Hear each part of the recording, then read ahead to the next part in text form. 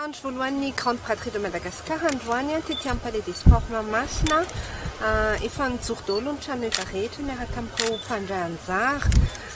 Hitanareo tetỳ angambany fa maro dia maro tokoa ny karazana entana miaraka amin'ny fihenam-bidy tena mpanantenan'ny mpivarotra 520 isan-jato ny farafahakeliny. Hitantsika tetỳ ny produit bio, ny kojakoja ilaina amin'ny fiainana andavanandro, ny botsifotsy mafana fitafy ao anatin'ny ririnina izao, ny akanjo mafana, manentana ny mpanjifa zany anokana fotoana manketỳ amin'ny Grande Braderie de Madagascar, indrindra rapitso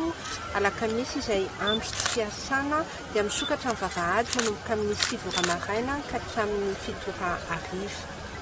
Nifantoka betsaka amin'ny izay mety atao fanomezana ho an'ireny moa ny trano eva ety amin'ny Grande Braderie de Madagascar, anefany maro koa ireo trano eva toy ny agence de voyage,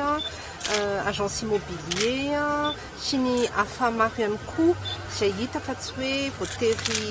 fantoka amin'izay fetin'ireny izay ihany izy tao amin'izay ety. Manentana ny mpanjifa trano izay hanao ny fampitahana na eo amin'ny lafin'ny kalitao na eo amin'ny lafin'ny vidin'entana satria samy manana ny tombony tombarotra ireo mpivarotra ka anjarantsika no